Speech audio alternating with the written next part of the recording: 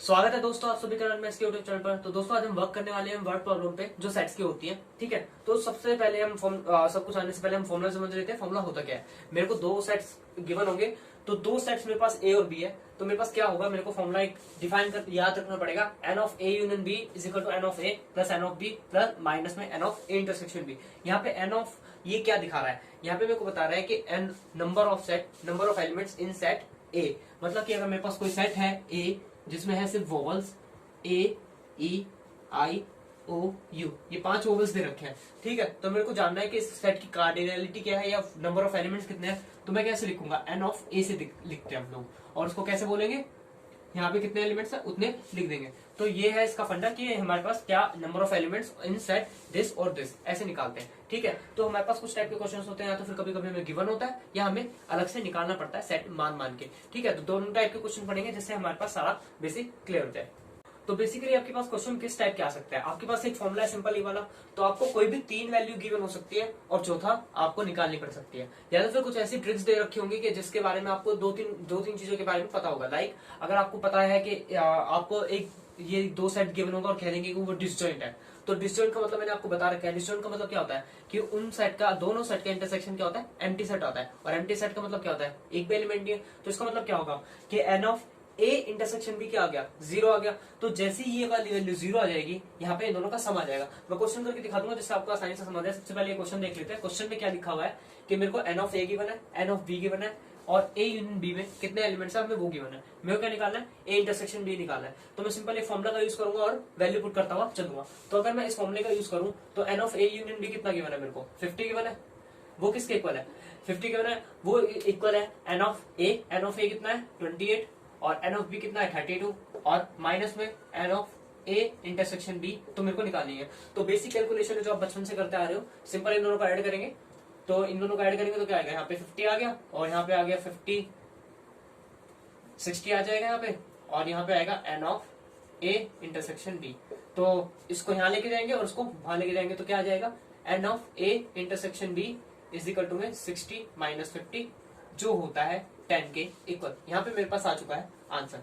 ठीक है, तो मुझे बेसिकली क्या कैसे गिवन होगा, मेरे को 3 चीजें गिवन होगी और चौथी हमें निकालनी पड़ जाएगी। तो अगले क्वेश्चन पे आते हैं। अगला क्वेश्चन क्या है, मेरे से कहता है कि ए और बी मेरे पास दो सेट है, दो डिसजॉइंट सेट है, सच दैट एन ऑफ ए के एलिमेंट्स दे रखे हैं, एन ऑफ बी के एलिमेंट्स दे रखे हैं। तो मेरे पास फॉर्मुला क्या कहता है, फॉर्मुला कहता है ये फॉर्मुले में 4 चीजें हैं, उसमें से हमें सिर्फ 2 चीजें गिवन है, तीसरी चीज 2 चीजें नहीं गिवन, पर हमें निकालनी एक चीज है। पर हमें एक चीज गिवन है, दोनों सेट डिसजॉइंट है। अगर मैं डिसजॉइंट सेट है मेरे पास तो क्या होगा, ए इंटरसेक्शन बी क्या होगा, एम्प्टी होगा।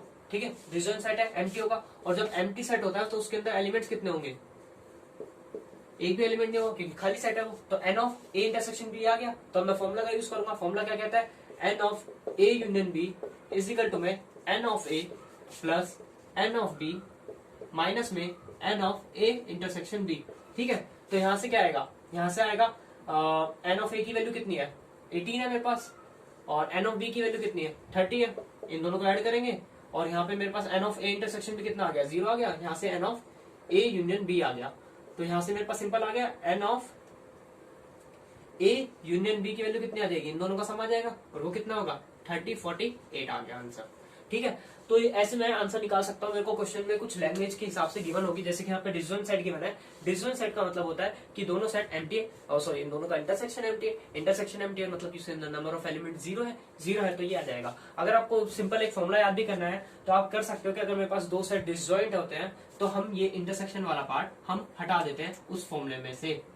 ठीक है, इस फॉर्मुले को हम रिमूव कर देते हैं जब मेरे पास डिसजॉइंट सेट आ रहा होता है। नहीं तो एक जनरल फॉर्मुला है मेरे पास, उसी को याद रखोगे तो ज्यादा बेनिफिशियल रहेगा। तो बेसिकली मेरे पास एक क्वेश्चन है, मेरे पास क्वेश्चन है कि क्वेश्चन में लिखा हुआ है ग्रुप है 70 पीपल्स का, उसमें 37 तो कॉफी पसंद करते हैं, 52 पीपल्स करते हैं टी पसंद, और कम से कम एक बंदा तो है ना, एक ऐसा है जो दोनों पसंद करता है। ठीक है, तो अब मेरे को निकालना है कि कितने लोग हैं जो दोनों पसंद करते हैं। ठीक है, अब मेरे को पता कैसे लगा कि मेरे को यही निकालना है। देखो अगर मेरे पास दो सेट गिवन है ना, 2 चीजें गिवन है, उसमें अगर एंड ऑपरेटर यूज होगा तो एंड का मतलब होता है मैथ्स में सेट चैप्टर में एंड का मतलब होता है इंटरसेक्शन, और का मतलब होता है यूनियन। मैंने बता रखा है अपनी पुरानी वीडियो में कि एंड का मतलब होता है इंटरसेक्शन और का मतलब होता है यूनियन। ठीक है, तो दोनों को याद रखना है कि एंड वर्ड प्रॉब्लम में मैंने बोला था कि कैसे यूज होना है। तो एंड जहां पे भी दो सेट के बीच में अगर एंड लिखा होगा तो वहां पे इसका मतलब होगा इंटरसेक्शन हो रहा है दो सेट के बीच में, और लिखा होगा इसका मतलब क्या हो रहा है, यूनियन हो रहा है। तो इस क्वेश्चन पे आते हैं। तो मैं सबसे पहले लिख देते हैं क्या क्या चीजें हैं। Number of people like coffee, जो लोग कॉफी लाइक करते कितने हैं, कॉफी लाइक करते हैं कितने हैं, एन ऑफ सी लिख देते हैं उसको, मान लेते हैं कि एन ऑफ सी है नंबर ऑफ पीपल जो लाइक कॉफी करते हैं, कितने हैं 37 है। ऐसे ही मैं लिख दूंगा number of people like T, जितने लोग टी लाइक करते हैं वो होगा एन ऑफ टी से डिनोट कर दिया, ठीक है। तो यहाँ पे टी से डिनोट करने वाले कितने हैं 52 है। अब एक और बात, यहाँ पे ग्रुप ऑफ पीपल कितना है 70, मतलब 70 से ज्यादा तो लोग होंगे नहीं, तो मतलब कि टोटल नंबर ऑफ पीपल कितने हो गए, टोटल नंबर ऑफ पीपल कितने हैं, वो कितना है मेरे पास 70 है। तो इस केस में मेरे पास अगर टोटल ही गिवन है तो हम उसको लिखेंगे n of C union T, ठीक है।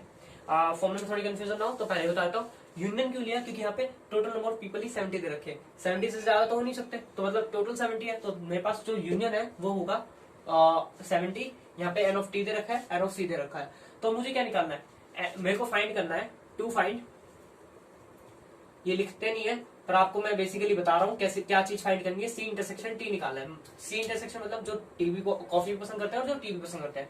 सिंपल फॉर्मूले पाएंगे, फॉर्मूला क्या कहता है, N of, according to question, question क्या कहता है कि n of C union T किसके इक्वल है, एन ऑफ सी के इक्वल है, प्लस एन ऑफ टी के इक्वल है, और minus n of C intersection T के, ठीक है। ये फॉर्मूला है, ए बी की जगह सी टी पुट कर दिया मैंने, ठीक है। तो n of C union T कितने हैं 70 है, और यहाँ पे ये 37 है, और ये 52 है, और ये कितना है N of C intersection T मेरे को पता नहीं है क्योंकि ये फाइंड करना है।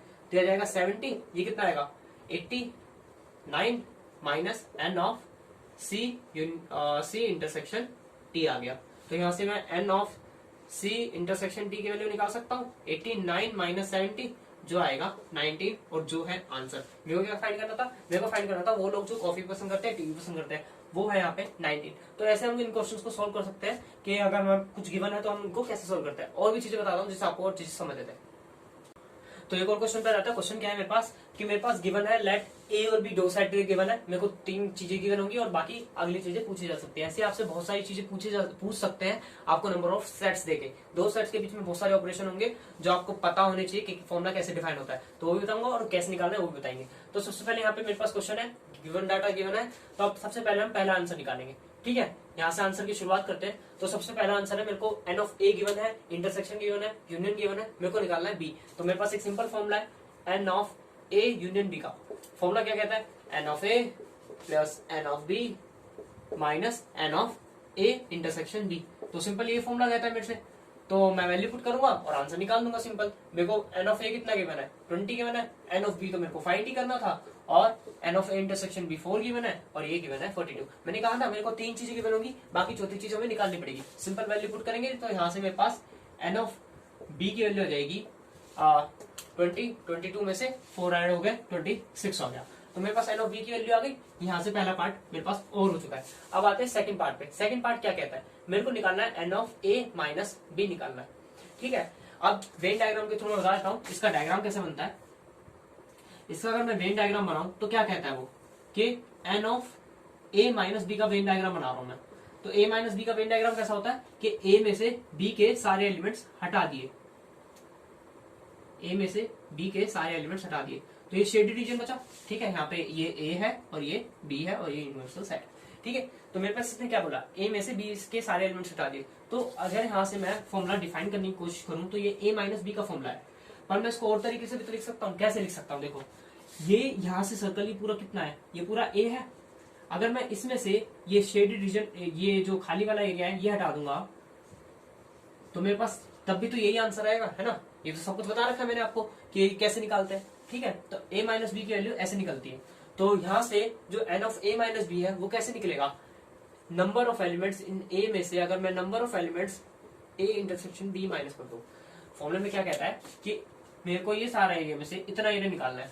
कहते नहीं एक बकेट है उसमें 10 ऑरेंज रखे हैं, उसमें से मैंने 5 निकालने हैं, ठीक है, 5 निकाल दिए तो कितने बचे, 5 ही बचे ना।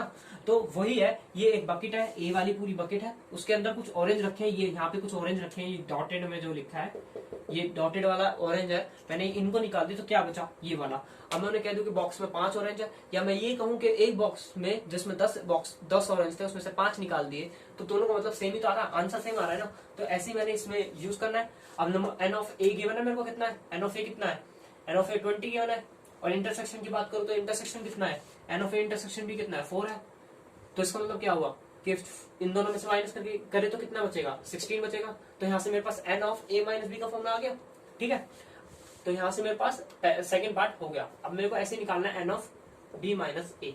N of B minus A का मतलब क्या होगा, देखो n of B minus A की बात करूं तो अगर मेरे को इसमें से सिंपल यही होना है, बस थोड़ा शेड रीजन बदल जाएगा।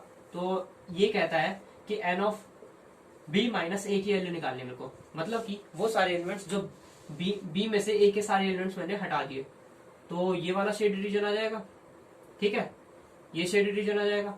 अब इस शेड रीजन को मैं और कैसे लिख सकता हूँ, इसका मतलब क्या होगा, बी में से मैंने माइनस कर दिया ए इंटरसेक्शन बी, यही तो होता है, फॉर्मूला तो बता रखा है मैंने आपको कैसा होता है। तो यहाँ से ए में से बी माइनस ए माइनस बी का इंटरसेक्शन माइनस कर दिया, तो यहाँ पे भी ऐसे फॉर्मूला बन जाएगा, एन ऑफ बी में से मैंने माइनस कर दिया n of A intersection B.